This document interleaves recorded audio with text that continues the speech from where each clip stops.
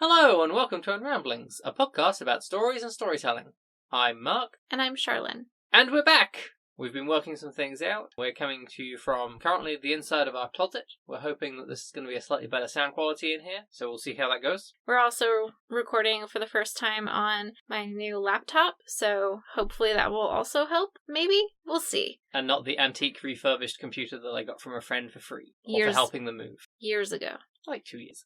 2 is multiple. Technically true. If you tap the microphones down with your foot, that's going to cause problems. I know, I will try not to. It's you that will have to try and edit them out. I know. There has been a little bit of time since our last episode. It's been an interesting time for everyone with the virus continuing to go on. We're recording this in late May. Yeah, how did that even happen? Where did May go? Yeah, Which is sort of the crux of why we haven't been recording. Yeah, there have been a lot of adjustments happening, and we're sorry. We will try to be more consistent, although we might be switching to every other week. Yeah, we might be switching to every other week. We'll see. My work was very crazy for a while, and now my work isn't. So I have a lot more free time, in theory. We'll see whether that translates and whether that lasts, because for all I know, I'll get a phone call tomorrow and suddenly I won't have more free time. It's an exciting time for everyone. Yeah, so point being, we're trying to not commit to once a week. We're trying to commit to every other week.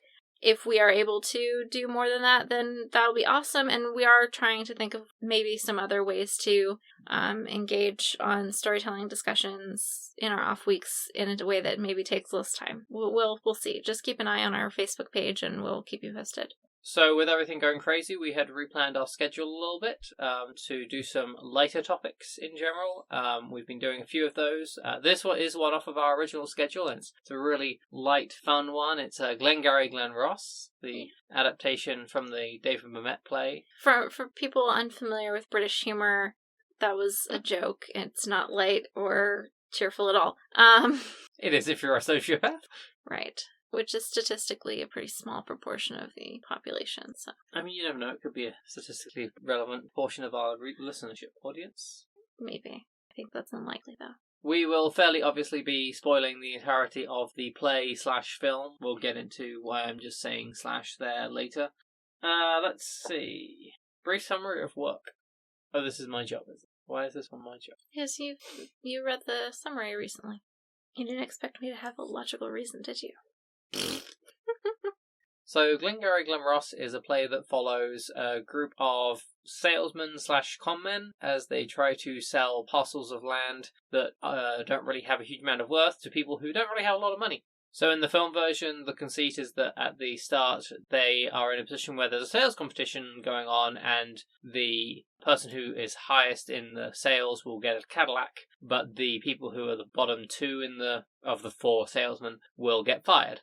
This puts them into a fairly desperate position, so it goes on as they either A, go out and try and make sales, or B, decide to rob the office. The second act takes place the following morning, and oh my god, the office has been robbed. There are the prime Glengarry leads that they need, because they're the information on people that might actually be interested in buying things, rather than the old leads of people who they know they can't sell to because they failed before. There's a detective who is then interviewing each of them as they go through, and it sort of all comes apart, and one of them is outed as having robbed the office. And that's really the play. It's just a slow descent into depression. Care to refute any of that? No. Okay. This one was definitely my choice. I'm a fan of it, but it is not a cheerful thing, and I don't know if Charlene has quite forgiven me for making her watch it yet. Nope, she's still not speaking to me. Cool. That's going to make the podcast hard. There are many other films I would probably have enjoyed watching more. But are they as good as social commentary? I mean, I think that we will probably have a nice ranty discussion about it. Okay. So to get a little bit into the meat of this, we do want to mention that this was originally a play by Mamet, who then wrote the screenplay to adapt it into a film. Charlene has only seen the film. I've seen the film and read the play. There is very little in the way of differences between the two. There are a couple of sort of key scenes or details that we'll mention, but otherwise they're fairly interchangeable. And we'll talk about some of the things that are relevant to it being an adaptation when we get into more of the storytelling elements and devices used to push the ideas along. Yeah. Okay, so let's get into it. So if people who have seen the play or the film might be surprised, but I think we're going to start off by talking about capitalism. Is that right? Yes. Okay, we found some threads on capitalism in this then. In that it's pretty much what the entire movie is about. Yes. Yes, we did. Okay. It is possible that the entire movie is just a statement on that / masculinity. Yeah. So if you were, desperate to hear some more of us talking about masculinity and capitalism, you will not be disappointed. And if you didn't, well, maybe the next one will be better. Yeah. The next one, I think I know what the next one's going to be, and that's definitely going to be very different. It'll be very strange, very different. What's the next one? I think we're probably going to do Legion. Yeah, probably. I think after that we might end up doing Mistborn, at which point, we might be back onto the then capitalism. We're going to be back onto capitalism. Yeah. And how we've recreated feudalism. Why did we do that? I don't know, but we did. Yeah. Anyway. Okay, so I want to talk a little bit about this sort of central item that's in the play that I don't know enough about sales of this type to know whether it's something entirely invented by Mamet or if it's a real thing. But this concept of the leads. In the film, you get this sort of thing of Alec Baldwin holding up this nice little, tied up with a ribbon, the leads, as this spectacular thing. And they're used as a plot device within it of, this is the thing you have to be successful. It's interesting because that Alec Baldwin scene was not in the original play. Mamet wrote that purely for the film and wrote it literally for Alec Baldwin to play that part. And it was partially done as a way to explain what the leads were, because some people had found it confusing in the play version. It was like, what are these leads things? So that's really just sort of this big exposition at the start to be like, okay, these things, these are important. That's what you need to know. Important. Remember this. So, but you're set up with this structure where Williamson, the office manager, played by Kevin Spacey, who is not in any way problematic. Again, British humor. Yes, that's probably not something I want to be misinterpreted on, is it? No. But he's handed these leads and goes and locks them away in his safe and has complete control over these things that the salesmen are desperate to get hold of for their job. And there seems to be this strong impression that they're being given shitty leads that you can't do anything with. And to get the good ones, you have to make a sale that's worthy of that, which you can't do because you don't have the good leads, because or at least it's incredibly difficult for you to. You're very unlikely to, and you really have to get lucky to do that. And it's interesting because I want to point out that, at the beginning, it kind of sounds like the people who haven't been doing as well are just, whining, and it's sour grapes at the people who are more successful or more skilled or whatever, more charismatic and better at being salesmen. But at the end, you do actually find out that the people who were saying, you keep giving me crap that I can't do anything with, are actually right, because Williamson actually confesses to Shelley Levine at the end that he intentionally gave him bad leads that he knew were people who just liked talking to salespeople and didn't have the money to make the purchases that they are trying to convince these people to make. And so it's not, they really do kind of make you turn against these desperate men at the beginning and think that they're just, bitching and moaning and they just need to suck it up and, get better at their jobs or get into a different line of work or something. But they're right. The system in the body of Williamson is actually deciding who actually gets a chance. And I do think that there's something very appropriate with that in terms of, in our society, that is the form of opportunity and access to things. And there's a lot of chance and there's a lot of who you know and who likes you or who doesn't like you that plays a huge role in whether you get the time of day and the tools that you need to be successful or to be noticed for the things that you can bring. Yeah, I think it's no mistake that Williamson, or Kevin Spacey in this case, is by far the youngest member of that cast. Maybe not by far at that point. He certainly looks younger, but has this power over these people who have been out walking the streets for a long time. I think it's Levine makes some comment about Williamson is only where he is because someone knows Mitch and Murray or something. I think he's like someone's nephew, maybe. Mm-hmm. And it's that sort of nepotism that he's in there and he's got the power, not because he's good at his job, not because he knows anything about the business. It's demonstrated later that he isn't good at those things or doesn't have that knowledge base, but is there because of luck and who he was born to. Right. I think you were talking about, like, oh, they just need to get better at what they do. Well, that's sort of the impression at the beginning of just some of them are better at it than others, and the ones who suck are just shitty, like sore losers, basically. And I think that's shown really well through Roma's storyline. Mm-hmm. At the start with the sales meeting, all the salesmen are supposed to be there to listen to Alec Baldwin talk about the competition and everything. Roma doesn't even bother showing up to this. He's the most successful person on the sales team at its face. He instead is staying in this bar across the street and talking to a stranger. And he doesn't go in there and say, hey, I want to sell you some land. He sits there and talks to him about his own particular brand of philosophy that is something I'm sure we can get into later, and makes a connection with the guy that leads up to him then making a sale through that. And it seems as though when you compare it to like Levine going out and trying to charm everyone, you're sort of shown this like, well, Roma has got this something charisma. Yeah, that allows him to be really good at his job, and he's great at it. But then we see it all fall apart the next day. He had ignored leads. He had gone and found someone to talk to himself rather than setting up a lead. But he'd still try to sell money to someone who didn't need what was being sold and didn't really have the money to buy it. And it ends up being reneged. So it doesn't matter that he might be the best salesman in the world who really understands people without these Glengarry leads or the Glen Ross leads, then he still ends up being SOL. Partially because Williamson helped screw it up for him. Yeah. But the only way that he was able to be starting to pull that back together and stop that sale from falling through was through bold-faced lying and like trying to just confuse the client into going, oh, okay, yeah, no, I guess that is 3 business days, and it's not a thing. Mm-hmm.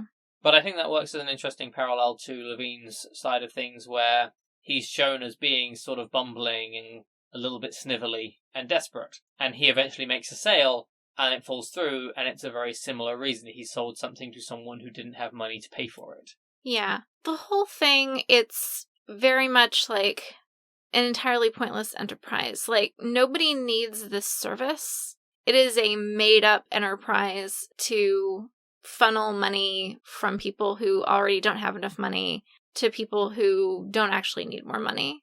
You know, this Mitch and Murray or whoever, who we never see, I think very intentionally, who are the ones really benefiting from these scams. They are, you know, alluded to as living the high life and being people that Shelley Levine knew when he was more prominent in the business. And I think that's important in that, like, again, paralleling our society, there are a lot of industries, quote unquote, especially like in the financial sector and like bureaucracy and things like that, that are not actually meaningful to anyone's like day-to-day quality of life. And that's a big part of, I think, people's growing disenchantment and disillusionment with their jobs and feeling like what they do is pointless because they know that it is. For a while, I worked for a market research company, and literally my job was like collecting market research data that I knew full well was to help already multi-million-dollar businesses appeal to the market they pretty much already had more effectively. So making already really wealthy people and corporations even wealthier.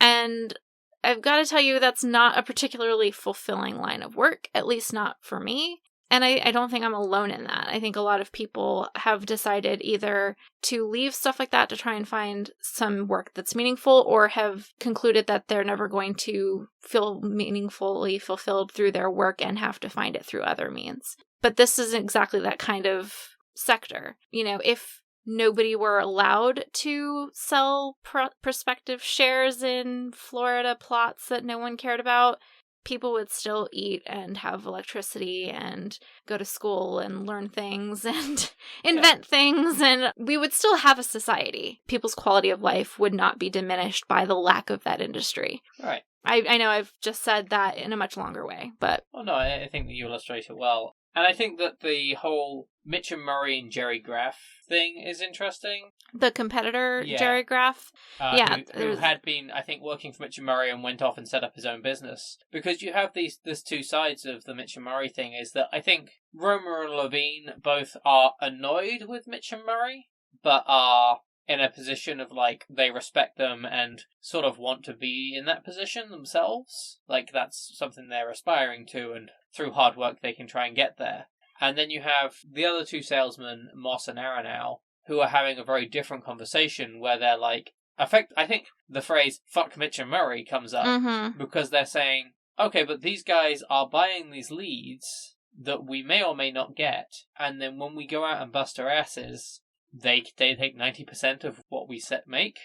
Yeah. That's not reasonable. And there's this idea of, oh, we can go across the street to Jerry Graff. Would things be different over there? Maybe. He'd been on the streets more recently, or it might just be the same situation. But it's that sort of helpless feeling trapped and just looking for a way out where you can make a move in some way. Sure, and where you can feel like you're actually able to take part in the gains you're creating. And I think that, again, what circles back to what I think I had initially been trying to say before I got derailed. I derailed myself when I was saying, like, you don't ever see Mitch and Murray, and I think that's important because we don't really see the people and, like, the people at the top of corporations and large businesses who end up benefiting from, from not raising payroll, who end up benefiting, taking home $1 million bonuses and stuff like that when they sell stock options and or do stock buybacks with the government bailout money that their business gets. The people who benefit from all of the tax loopholes that they lobby to get passed. The people on the front line of the business don't share in any of the wealth that's generated by those practices. They just end up having the same existence that's as meager as the business possibly can make it without losing the staff they need to actually get the work done. Yeah. I mean, I think that's interesting. I mean, in part, like, you never hear Williamson complain about his lot, but you also never see any of them talk about going anywhere else. Like, as in doing something else. Like another job? Yeah. Obviously, they do talk about going to Jerry Graff, but that's still within the same business. Yeah, and there's no room in their minds to say, I'm going to go somewhere else. And I mean, I could suggest that that's because this isn't a play about people who sell meaningless investments. It's a play about the capitalist structure that we're in and whether that works or not. And who does that work for? I think it's a commentary on the lack of social and economic mobility in the United States and the UK for that matter, just like we were talking about with Steven Universe. I know that's a really weird comparison, like, relationship there, but it's true. And, like, if you look in the show notes for the second Steven Universe episode where we talk about the, like, macro scale issues that are very subtly confronted in that show, you do see in that social structure of the diamond hierarchy this idea of a very static class system, and it's the same thing here.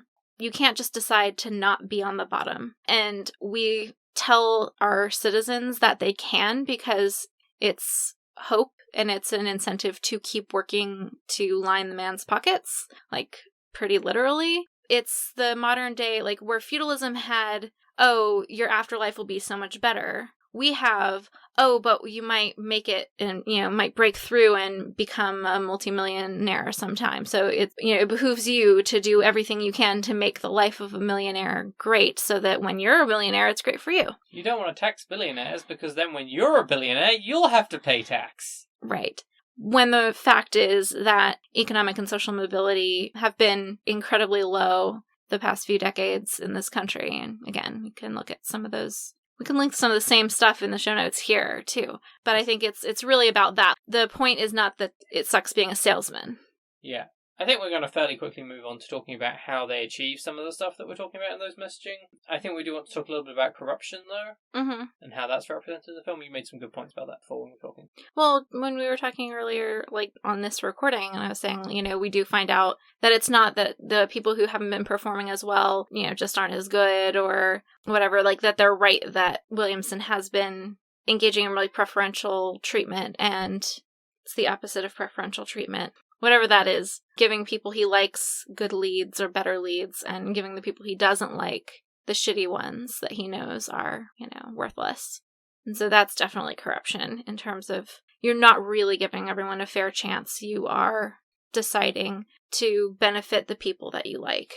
Okay. We've probably edited most of it out, but we are joined by one of our cats who is refusing to settle, so if there is weird purring, meowing, or odd scuffling noises in the background, we're sorry. But if we kick him out, he'll just try and eat the bottom of the door, so we talked a decent amount about capitalism and corruption. I kind of want to just sort of take a look at how the story is structured to set that up, because a lot of the things that we talk about, there's this subtext things, where it's like, well, if you see this as a representation of this. Mamet is not subtle in this. It's very much on the nose with it, and I mean, it's kind of like when have you read 1984? Yes. When you get 2/3 of the way through the book and it just takes 50 pages off to just be a political manifesto for 50 pages. It's been a while since I've read it, but yeah. He's a little bit more subtle than that, but it is very much he sets it up so that you can be brought into the thing, and then he makes his statement. Sure. You mentioned that at the start it seems like they're being very whiny, perhaps unjustifiably, and I think that's really brought in really well with the Alec Baldwin speech at the start, where he's saying, no, coffee is for winners, you got to always be closing, which I definitely had, and a co-manager at my store unironically say, always be closing to me a few weeks ago, and they have not seen Glengarry Glen Ross, so that's fun. I told them to go and watch it, and I kind of hope they didn't. Where was I going with this? It's not subtextual, it's very obvious. Right. He sets it up and then he rants about capitalism. We'll get into Romer's speech later, but he ties success and capitalism into this idea of masculinity very strongly, a very toxic masculinity idea. And when I say that he's not subtle, the film version has Alec Baldwin do his speech and then explain that you've got to have brass balls with prop brass balls. It's a whole thing. Yeah, and I do want to point out again that this is equating, financial success being a requirement for what we consider basic everyday things like coffee, which I know at different points in history has been more of a luxury good. And but it wasn't the early 90s. In the 1980s when this play was written, and in the in the 90s when this movie was made and that scene was added, coffee is one of those everyday items that people have as a normal part of their day. Not everybody I know, but this is saying even the littlest good things in life are only reserved for people who are driving the currency machine, generating wealth for their capitalist overlords, basically. Which is unfortunately a horribly accurate picture of the way a lot of people think of if you're not working and generating revenue through the accepted through financial compensation modes of work, then you're not a worthwhile member of society and you don't deserve to have access to things like food and shelter and water and healthcare and things like that. I keep seeing on Facebook this thing during the coronavirus pandemic of instead of stimulus checks or something, we should have a payroll something or other so that only workers are rewarded and not freeloaders. And so I was just wow, okay. And I did comment that would leave a lot of people who have lost their jobs because of the coronavirus with, nothing. Not to mention people who can't work. Yeah, it's the other side of that one is the one I've seen where it's people saying, people are getting more money for sitting at home because they're on unemployment at the moment than the people who are going in and working, and taking this as a problem with the people who have lost their jobs or currently can't work. It's because these other people are being the other people should be being paid more, but the problem isn't the people who are on unemployment. The problem is the structures that mean that the grocery store doesn't pay their workers properly. Right. The fact that there isn't a mandated living wage or a minimum standard of living implemented in this country and in a lot of other places. That's the actual problem. The fact that we are willing to let people starve, not because we don't have enough food, but because we just don't want to make sure they have it. The same thing with housing. Let people be homeless, even though there are empty homes, just because people are setting all of these achievement bars in front of people, regardless of whether they're capable of overcoming them or not. The more direct analog to the copy thing might be the issue people have with food stamps, where people are like, oh, they're on food stamps, but they're buying a steak with them. And it's like, yeah, okay, they're buying a steak. Maybe it's their birthday.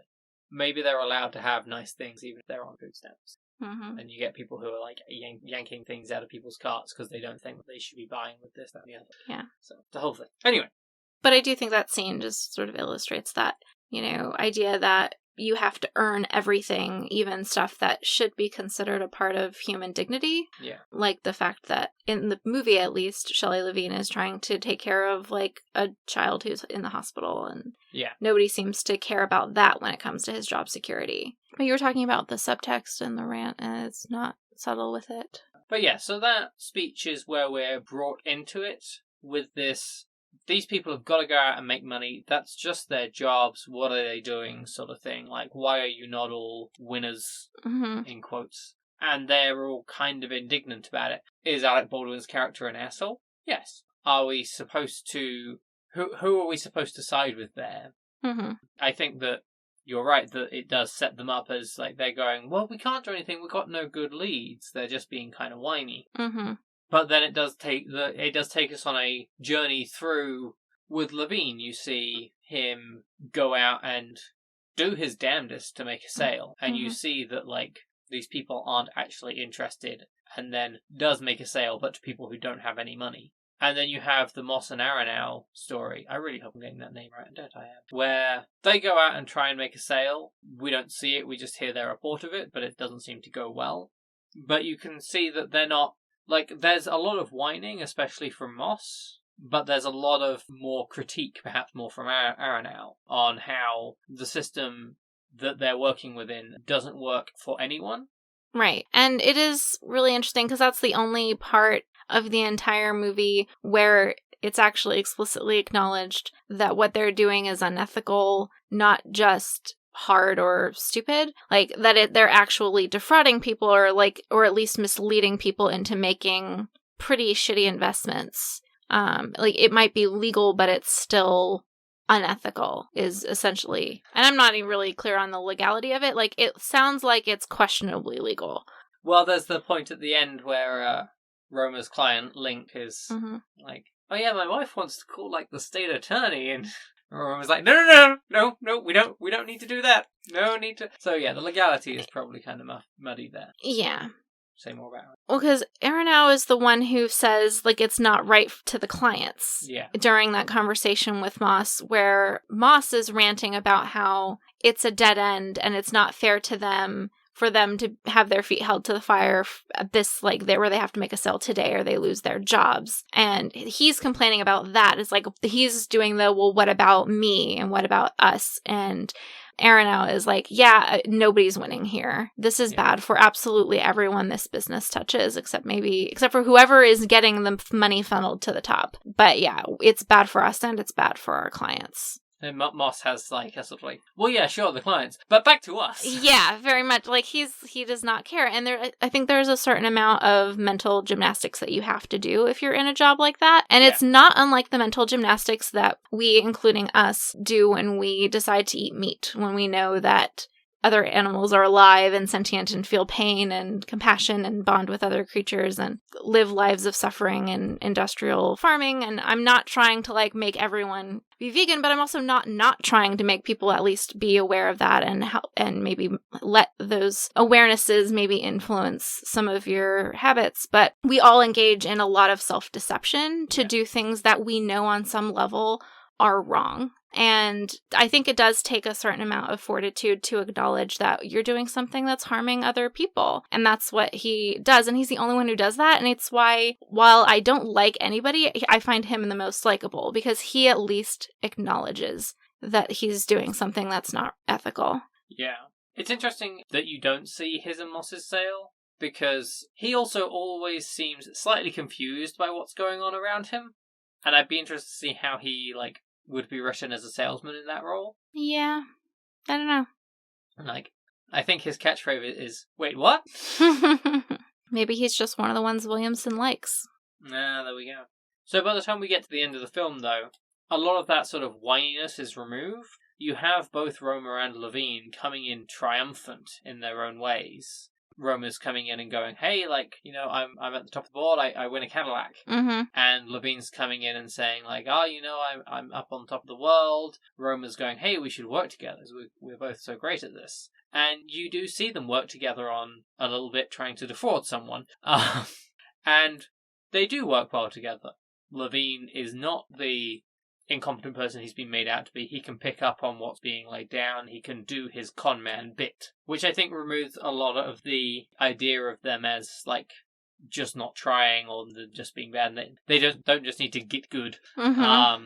And then you get this sort of unmasking of Williamson as not just, like, a symbol of power, but as a full-on antagonist in the play. Like, he is the enemy in the play. He holds all the power and is deliberately fucking people over. Yeah. And I do think that Kevin Spacey plays a really good creepy asshole, and it's become very clear as to why. It doesn't apparently take a whole lot of effort on his part to do that.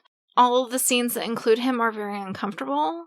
Not like all those comfortable scenes. Well, yeah. But, like, extra uncomfortable, there's, like, an extra sleaze to his performance. There's an oiliness and a grossness there, you know? Yeah. Well, he does play the role very well, but I mean, he's a stand-in, like, he's Mitch and Murray's errand boy, Mm-hmm. but he's the symbol of them and of this sort of capitalist power. Mm-hmm. So it's interesting the way that it lulls you in to... I think there are a lot of people who go into this and go, oh yeah, Alec Baldwin's right. He's loud and proud, and he's got his prop balls. And he's clearly doing something right because he has all this money and, like, this Rolex or whatever. And... yeah, his watch costs so much money. Uh-huh. Like, did you hear how much money his watch costs? Yeah. And then taking people on a journey from that point through to a point where they can see that balance be completely shifted. Mm-hmm. And to the point where when Levine is caught and defeated at the end, it's sad. And it really just, it does, I think, show the point being that, like, the whole thing is rigged, basically. Like, They don't have what they need to succeed because this enterprise isn't successful. Yeah. It's just not. It's not built to be successful for the person on the bottom.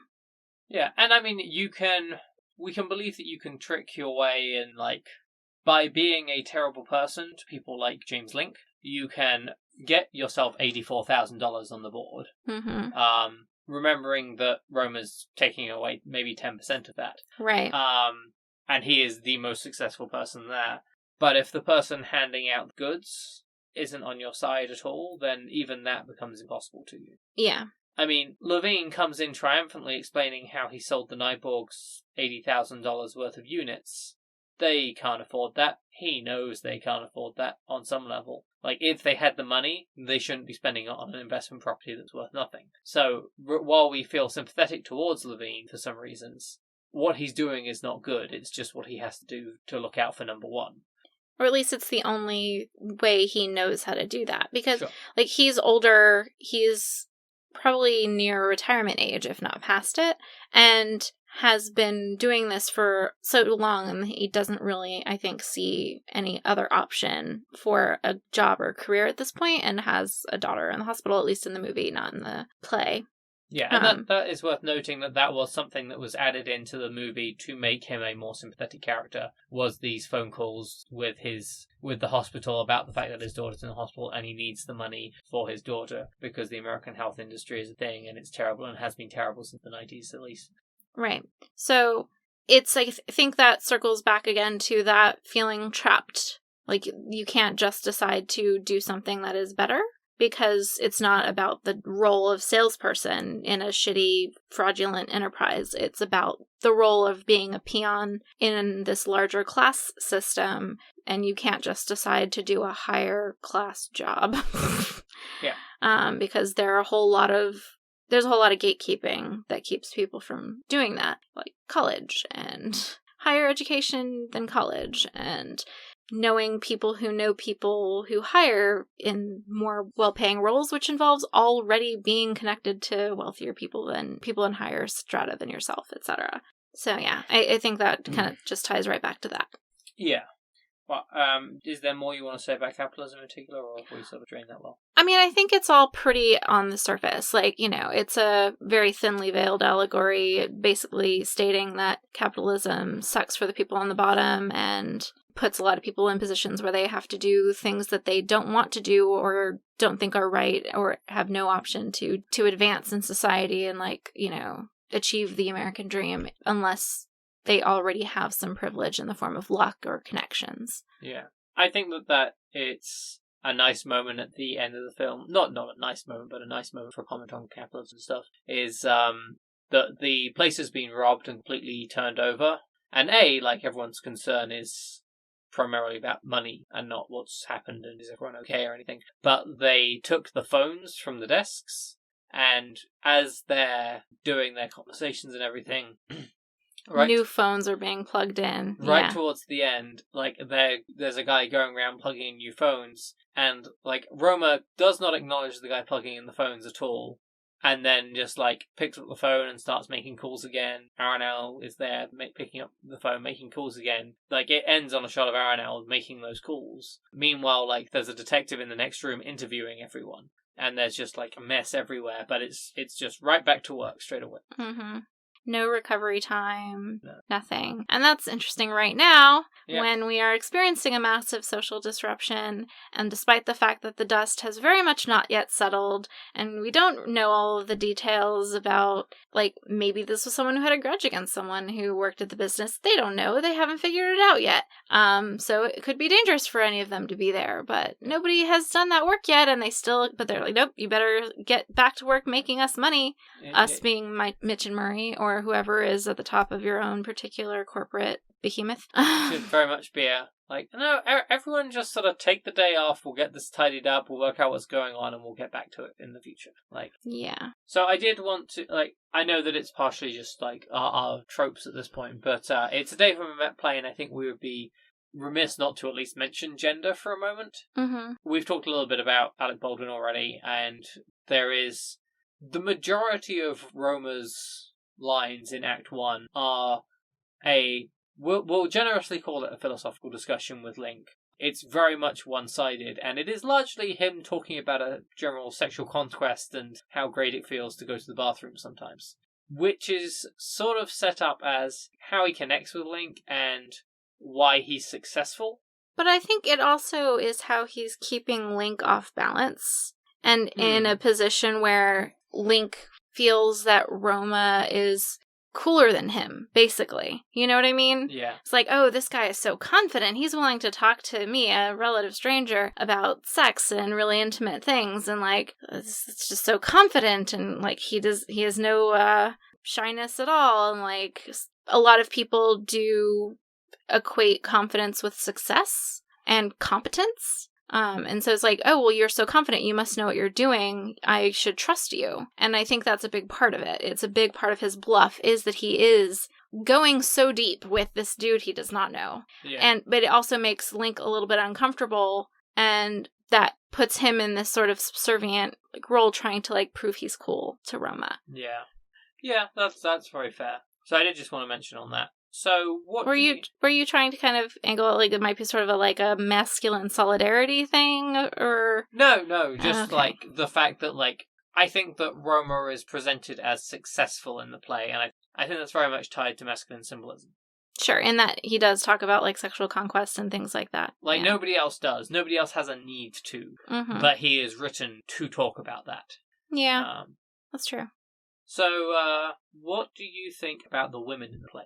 Well, I think that it's notable that there aren't any. Right. And all of the allusions to women are in, subservient roles where they're being exploited by somebody else. Yeah. So the two that immediately come, except for Shelley's daughter, who's in the hospital, not necessarily, well, yes, being exploited by the American healthcare system. There you go. And exploited by Levine for sympathy to some extent. Yes, a little bit. I mean, or by Mamet to give Levine sympathy. Sure, but I don't get the impression that Levine is, I get the impression that that's genuine, yes. concern. But Levine's fake telemarketer persona voice includes frequent references to the imaginary Grace, his imaginary secretary, which is meant to build him up in the minds of his clients to seem more professional and accomplished and established than he is. Oh yes, Grace, I'm heading out of town. I'll need $10,000 just in spending cash. No, sorry, what were you saying? Yeah, exactly. Yeah. And this is this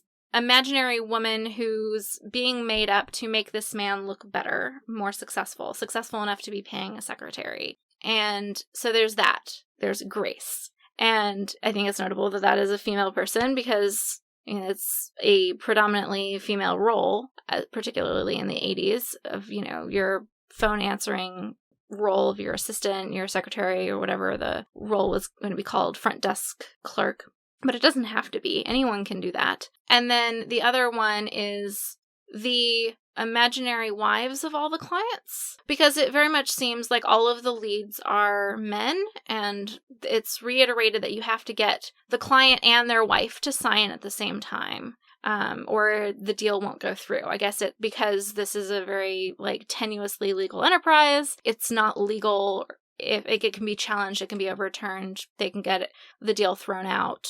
The clients can, if they weren't both present and signed. And so when Levine comes in all triumphant, he's part of his, his war story of having gotten this great sale is eating the wife's cake. And that comes up several times. And it's very much this I'm exploiting this woman's need for approval and validating, her role as this homemaker, I guess. And this is how welcome I am in this home. This is how close I was able to ingratiate myself into this family's circle of trust, kind of a thing, if that makes sense. Yeah. But yeah, so it's always in this context of this is a person we have to, trick basically into signing this document so that we can make a ton of money off of their ignorance or gullibility. Yeah. Well, I think the one that you haven't mentioned that's important is the client that Levine goes to see. And we see that he's spoken with the wife before, gets there, and it's the husband instead. The wife isn't there, the wife has sounded interested, and the husband is like, oh god, she's been talking to these salesmen again. And he's like, no, we're not interested, and shuts him down. And it's very much presented as the wife is the weak link that Levine can get in on. Mm-hmm. Which is very interesting because for Levine, the wife is the weak link whose his charm works well on. But with Roma, it's the opposite. Yeah. His charm works very well with other men, it would appear. And it's the wives who then see that their husbands are trying to make this big financial investment who are looking at it with Link's wife in particular, who's like, no, you need to get out of this. You need to take back this agreement because we're not spending our money this way. And Roma's response is, this is a great quality in a wife that she's fiscally conscious and cautious. And this is a thing that wives do. They spook, they're more conservative financially and they don't want to take these risks. And that's probably a part of why you married her, etc. So for Roma, he's trying to get at the man who he can impress with his manliness and make look up to him and feel camaraderie with, and get the husband to convince his wife to go along with it, which is interesting. Yeah. Neither of those paint terribly flattering views of women. They do not. You are correct. Which is one of the big criticisms about Mamet. He is known for not being able to write women. A lot of his plays don't have any. Mm-hmm. And I think he was challenged, or maybe there was a bet at one point, I forget the exact story, and he did write a play about a couple of lesbians. Potentially as a way to prove that he could, or that he couldn't. I'm not sure. It turns out he can't. Fair enough. While we are talking about unflattering portrayals in this film, there's also some very flagrant, casual anti-Indian racism. Like India, not Native American, but from India, Indian, where there are several references made to people from India or from Indian families not being viable targets for this scam. And I don't know that that's really an insult, honestly. It's basically these are people who are not going to be interested in what we're trying to sell them. But there's also some reference to them not using banks, hiding their money in a mattress or something like that. So it's very weird, but they're very casual and confident assertions where they're if you get a lead that has the name Patel, like, it's worthless. Those people are never going to buy from you. And I'm not sure where I land on it, because it's clearly shitty, like, the way that it's done. Like, but is it shitty as a commentary on, like, white people having these racist stereotypes about people? Because it definitely is that. But whether that's intentionally, like, a thing... like, I'm not sure where David Mamet's going with this. Like, if he's criticizing the tendency for people to have those kinds of shitty stereotypes, or if it's just that David Mamet carries this shitty stereotypes. But honestly, I feel like the idea that this group of people is not falling for your bullshit, not that, I know positive stereotypes are still stereotypes, but I don't know. I don't know how to feel about it. I know I felt very uncomfortable. I'll say that. Yes. I don't know where he stands. I think that within the scope of this film and this play, I certainly read it as another aspect of the way that they're unlikable. That's what I think it is too, but I'm not certain, I think probably the biggest question I would have for trying to work out whether it's an intentional choice to make these people look less good is whether Aronel says it at any point. Because I think he is probably the closest that we get to someone that we're supposed to like in any regard. Mm-hmm. But Aronel's an interesting character because he, as you point out, questions the morality of what they're doing, but also when he's presented with the opportunity to do a crime that would financially benefit him a decent amount, he clearly turns it down, even with the threat of Moss going to the police about him. Mm-hmm. Like, he seems to have much more... Like, he seems to be the one person in the play with some morals. Yeah, and I do think that's what that comes down to, is he is the only one who does have any morals, and the fact that the business is wrong does not make him think that it's right for him to do something wrong, like, even if it would hurt the business. Yeah. Two wrongs not making a right sort of a thing. Also, I think he's probably just not stupid. At least not that stupid. He knows that the other guy, Moss, would just implicate him if anything went wrong. Yeah. So I wanted to talk about some storytelling stuff with the film. Sure. So we mentioned multiple times already that it's an adaptation from a play, and they did add a couple of elements, but mostly kept it the same. And it's interesting how much of the staging and the direction has remained the same. It's not filmed as a play on a stage, but it's kind of close in some ways. Yeah, I definitely picked up on that as well, and in a lot of ways, it reminded me of older movies like Hitchcock films and things like that, where you can still see much closer influence of stage productions having been not that far in the past in terms of prevalence and popularity and things like that, and being the closest influence for movies. But like some of the ways that things are arranged in the rooms, the fact that it does sort of move from set piece to set piece, that being a feature of a theatrical performance anyway, where you have these different sections of the stage or set pieces literally that are moved on and off the stage for different parts of a performance. Lighting to a certain extent, the use of atmosphere, like where the rain is used a lot to sort of force people into enclosed areas and also create a sort of atmosphere in a way that felt very theatrical to me. Yeah, I mean, to talk about the lighting for a moment, with theatre, there's a lot is said with the lighting and just choices of colours that might not be entirely natural. And if you look at the two acts of the play, the colour choices in that are interesting because you get, like, the bar is almost entirely lit in red, I feel like. Mm-hmm. There's a lot of red prominent in that bar. We chose to record today because the rest of the week is supposed to be thunderstorms, but apparently they're here early. If that is left in the recording, we apologise. Yeah, we were just talking about storms and rain used to create a I hope you've appreciated the atmosphere that we've created with this storm. But then a lot of the second act of the play feels very washed out. Like, it's the daytime and the lights are back on, but it's a lot of sort of more grey monochromatic type things. I mean, it's The Office to some degree, but just the way it's lit and presented.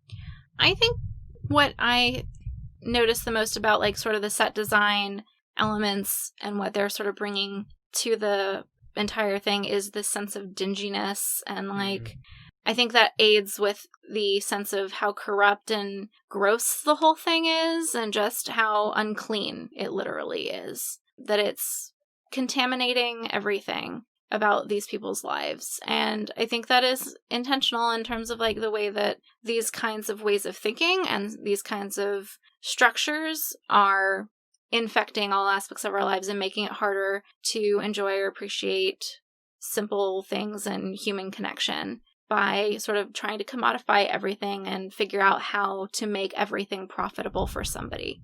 Yeah. Maybe I'm reading too much into it. No, I mean, I think that the other thing is that they're very claustrophobic. Mm-hmm. Like, I think it's telling that the majority of the Roma and Link conversation takes place in a booth and not at the bar. It's an enclosed space. The office all feels very tight. Williamson and Levine have an entire conversation inside a car. Yeah. And not a short conversation. Mm-hmm. And we see a few different conversations that Levine also has in a phone booth. Yeah. Like people are constantly being trapped in small quarters. Moss and Aronow are in like at a very small table by a bar to get in out of the rain. And they have a long conversation at like a cloakroom as well. Yeah. So it opens, in fact, with a conversation in a cloakroom, like just in out of the rain, I think.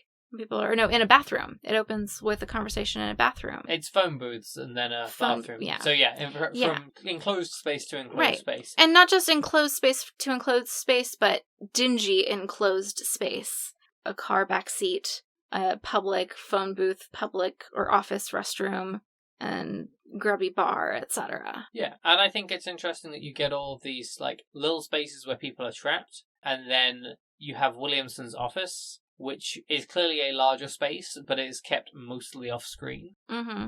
As like this place that's entirely separate. So everyone in this film is sort of trapped, but Williamson less so. Mm-hmm. Going back to like the way you can kind of see that this was a play and is still being adapted by the same person who did it as a play. I think another way that it really feels like a play to me is that it is all close conversations of people, and because it's hard to get like a sense of scale and like a landscape and things like that from a play. So you do tend to have a lot more of the action focused on like what people are doing and what they're wearing and what they're saying and things like that. And so that tight focus that we were talking about with the enclosed spaces, I think also is part of why it feels that way, because it's always usually two people talking, occasionally more, but it doesn't get too big. There's always like an easy thing to focus on, which makes sense when you're constructing a play, because you can't have too much going on in different places. You can't be cutting back and forth a lot in a play. You have a scene where something's going on usually, and another scene where something else is going on. If two things are happening at once, they are done in a way that you are able to sort of appreciate both, and they're creating something together. And that's a very different process from the way that you get in a lot of modern movies that are not adapted from plays, where you might have a montage cut from the experiences of multiple characters happening at the same time or something like that. Like, we don't have anything like that really happening in this. It is more linear in that way, if that makes sense. Yeah. Did that make sense? Yes. Okay. I guess like the composition feels very like a theatrical performance, like a play. Yeah, I think one of the things that really made that clear to me was when you have the conversations between Levine and Williamson, they tend to be extended and they tend to be emotional. Mm-hmm. And I think that if you were making it as a straight movie today, you would see a lot of like back and forth on their faces. Yes. But they're literally walking up and down an office for various reasons. And to some extent, it's to show that Williamson is trying to get away from Levine to a degree. Mm-hmm. But if you were that is how you would show that in a play. Yes. And not so much in a movie. Very much so. And it's hard to kind of explain, but it's the reason I know, like, it's very heavily influenced by the way that it must be done as a stage play is there are certain scenes that when I saw them, I can also imagine exactly what they probably did for the stage production. Yeah. Like the phone booth and the car and things like that. Like, you have that, like, car bench seat and, like, a spotlight. You know, and the same thing with the phone booth and like the rain, like you have the sound and you maybe have some like textured thing behind there so that you can see the rain is happening. Then you can definitely, at least I could visually see like, okay, that's what they probably did on stage. I don't know for sure if it is, but all of it feels like you could very easily do it the other way. And I do agree with you on, like, the close-ups. You do see that a lot more. To get, like, the emotional nuances, you're looking closely at the facial expressions throughout the conversation, and that's not what happens in this play. It's more about the body language because it's adapted from a play, and that's what the audience can see on a stage. Yeah. So I did a study on Mamet back in my undergrad, and he really likes films about, like, con men and stuff, and it's interesting, he did a lot of work with a guy who passed away a couple of years ago called Ricky Jay, who is actually a magician, but was sort of like a consultant for a lot of things, and he shows up in a lot of his films. I know he's in The Spanish Prisoner with Steve Martin, which was a interesting film. Now that I think about it, that has a vaguely not a necessary... I don't know, it is... I'm going to have to look into that, because there's a racial stereotype in that I think is also played for the people think this about these people and it's wrong, but It's how you know they're assholes kind of thing? Or... Yeah, and it puts them at a weakness because they think this. Mm. It's also been a long time since I've seen that film. So. But he likes to play with the con men, and he likes to be a bit of a con man. So you get this sort of like multi-level, misdirection within his works, where you'll have the characters lying to each other and sort of tricking each other, whether that be Moss telling Aranau, oh, it's this much money, and then it works out that, well, actually, Moss is going to get a much bigger cut, despite the fact he's not doing any of the work, with all the scenes where people are trying to sell things to other people. But also, the majority of the Moss and Aranau plotline, it's partially there to set up their dissatisfaction with the company and the world, but it's also largely as a way to make you think that Moss and Aranau are the ones robbing the office and not Levine. I mean, Levine does it with Moss, but there's a lot of work put into making you think that that's what's going on, and then it's not that. Yeah, I definitely think that was an important part of the storytelling elements, that misdirection, and also I think it's another way of emphasizing that Aranau is the only good person, because his other people are trying to take advantage of him, so I think you're supposed to feel a little bit bad for him. That he's sort of the underdog in this group. The most vulnerable, the one that people think they can trick into something. Well, I think that's a fair point. Moss... That came through. When Moss says that Aranau would have to be the one to rob the place, Aranau asks him why not, and effectively the answer is, well, people would expect me, but they would never expect that you did it, so I've got to go and get an alibi. Right, and it's part of that whole, like, between that and him being the only one to say that what they're doing isn't right to the clients either, it really does emphasize again that this is, like, the only halfway decent guy in this entire movie, or play, as the case may be.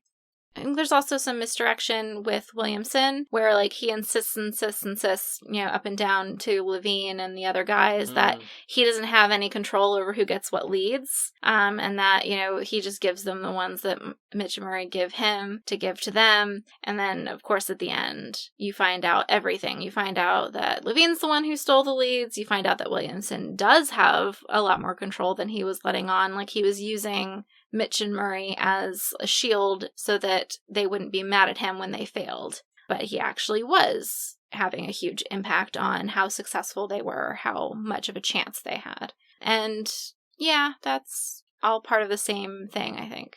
Going back to a lot of the things we were already saying about capitalism. Yeah. So to sum up what we've said so far, this is a play that was written in the 1980s and is still 100% relevant today. Fair to say? I think so. Well, that's depressing.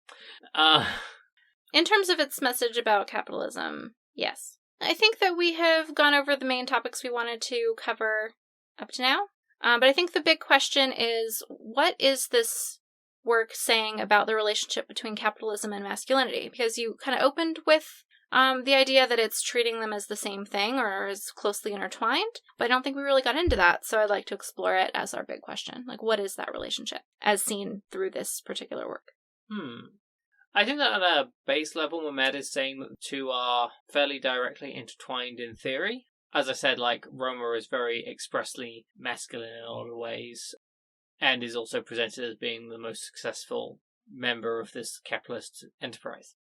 When we look at someone like Moss, who has not been terribly successful, he's putting in, like, we think he has been at first for a long time, and he puts on this very big show of, like, he's almost as crass as Roma is, without the charm. He gets very loud and angry, and uses a lot of vulgar language, especially at Roma, when Roma says, right, but you've not made a sale in a month.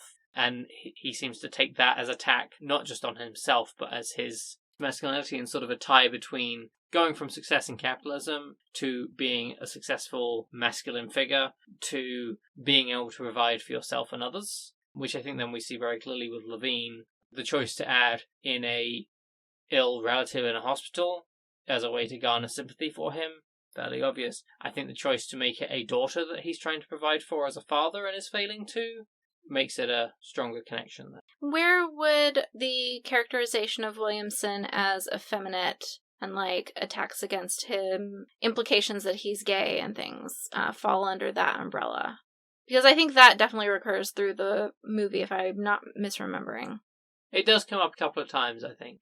That's probably just not... Do you have an answer to that? The best guess I have, or the best conclusion I think I could draw, is that it's meant as a way to support the salesman's lack of respect for him. I think that's intertwined with him not having the field experience, of like not having worked in the role that he's supposed to be supporting other people in doing, and doesn't really know what they're doing or how to do it. I think it's tied together with competence, where there's this idea that he is not a manly man and he's incompetent. Well, I think it's probably there's an extent of it being the queer coding of villains that was particularly popular in the 80s and 90s. I do think there's probably an element of that as well. And I think that probably ties in with the idea of, not something that I prescribe to, but gay men being less than real men, I think is what you were getting at, of him sort of being an imposter within their professional world, also being an imposter within their masculine world. Sure. And also being undeserving of his place above them, I think, too. Of he's got this power. I think they resent him having power over him when they don't respect him. I think that they certainly do. I don't know how much... I think that might be a causation issue. Like, I think they attack him with what they see as slurs because they don't respect him being over him, and that's what they reach for because they're white men in the 90s. Sure. Yeah, that makes sense. And I do think the queer coding of villains is also a big part of it. Which I don't think we've talked about on the podcast before. Not so much, but it is important to acknowledge that wider context of that time, that was a thing that happened a whole lot. I mean, just look at Scar in The Lion King. I guess. But really, that's the first one you go to? Yes. Not Jafar? Also Jafar. Disney was a serious perpetrator of this. Yes, they were. I'm just curious that your first one was like, well, I mean, obviously that queer-coded lion. Yep. But they have people. And Mer Octopus Person and Grand Vizier. Cool. So I think that answers the big question. But I think the bigger question is, we've established that all of the cast is pretty unlikable. Which is the most punchable? I think Ed Harris's characterization of Moss really needs a punch, but I'm pretty sure he'd punch me back. Yes, I think you are correct. I think it has to be Williamson. Williamson? Yeah. And I do want to say, I want you to disentangle Kevin Spacey. I know that's hard, from Williamson. It's very difficult, because yes, Kevin Spacey also very punchable, but the character Williamson, separate from that. He takes so much glee in punching down. Yeah. And that's unforgivable to me. No, I agree. Like, he screws over Levine, he knows Levine is in a hard spot, and he's in a hard spot. Like, he turns Levine in. Okay, we can say he's doing his civic duty. He takes pleasure in it, that's a problem. And he ended up doing that because of a situation you put him in. Okay, well, I've lost any desire not to punch him. Yeah, well, he's so petty. Yes. With how just shitty he is and how he rubs it in Levine's face. Not only that Levine is now in this situation of being a criminal and being arrested and at the mercy of Williamson, who knows that he committed the crime, but also takes so much glee, as you say, in having corrupted his career for years. Yeah. Or, sabotaged, rather. That's the word I was looking for. Having sabotaged his chances of success for who knows how long, just because he didn't like him, because he had the power and Levine didn't. Yeah. So you agree? Yeah, I think that Moss is a close second. The reason I think that he doesn't get it, though, is because he probably is punched fairly often. Like, just... Yeah, that's a man who's been in a bar fight. That's a man who gets into bar fights regularly because he is an asshole and presumably gets drunk and continues to be an asshole, and then people punch him. He's an asshole, but he's honest about it. He is honest about it, yes. Where Williamson pretends he's not, and then rubs it in your face when he knows you can't do anything about it. And yeah, that's worse. Yeah. Okay. Any fun facts or tangents you'd like to share? No. So, this isn't a fun fact as such. It's just a little element from the play that I really enjoy. This is a play that has just a ridiculous cast, and to some extent, it's like looking back, it's a ridiculous cast, but even at the time, they were big names. The play or the movie? The movie, yes, I apologize. There's about 8 named characters, I think. There's one of the clients that Levine sees as well. But there's sort of only a few people that have decent-sized scenes. And you've got Alec Baldwin, Al Pacino, Alan Arkin, Ed Harris, Jack Lemmon, Kevin Spacey, and... Oh, I always forget the guy who plays James Ling. What's his name? He played Governor Swan in Pirates of the Caribbean. And Jonathan Pryce. And then you have this one other guy who plays the detective, and he has done a lot of very small bits for a long time. He has over 100 credits on IMDb. I couldn't tell you anything else he's been in just from looking at him. But there's this beautiful moment towards the end of the film where Al Pacino yells at him and then turns around to talk to someone else, and ends up standing directly between the camera and the guy playing the detective. And the guy playing the detective very clearly takes half a step to the side to get himself back in shot, and it's just one of my favourite moments in cinema. Let's see, I had something else up here. The play is notably... has some similar themes to Death of a Salesman. Oh yeah, definitely. I totally noticed that as well. But has a certain amount more profanity in it. Mm-hmm. And apparently the cast and crew took to nicknaming it Death of a Fucking Salesman on set. That's fair. Apparently Alec Baldwin has said that it's his favourite film of his own work. Which isn't bad for a 7-minute scene. Mm-hmm. Apparently, ever since the film was first released, it has been used to some degree in training of salesmen on how to sell and how not to sell, which I had heard before. The word fuck and its derivatives are said 138 times in the film. Generally, though, it seems as though all the actors that took part in it enjoyed the experience of working with so many other great actors. Apparently, even if an actor didn't need to be on set for filming one day, they'd come and watch the other actors do their parts. Let's see. Feedback, follow-up, late thoughts? Can't think of anything. It's been a long time since we recorded stuff, so we'll see if anything comes up later. Okay. We should be back in 2 weeks from now, if not any sooner. We won't bother saying what we're going to record for definite because we'll probably change our minds by then. You can see any updates that we do have on it on our social media, which you can find in the show notes below. Please rate and review us wherever you listen. It helps other people to find the show. And you can reach us at unramblingspodcast@gmail.com if you have anything you want to say to us directly. Thank you for listening to Unramblings. We hope you'll join us next time. So I think that's all that we wanted to talk about in general. But I think the big question is... thoughts? You were just hoping that when you got to the end of that sentence, you'd have one. Yep. I was all optimistic that you got one. I didn't need to worry about one. No.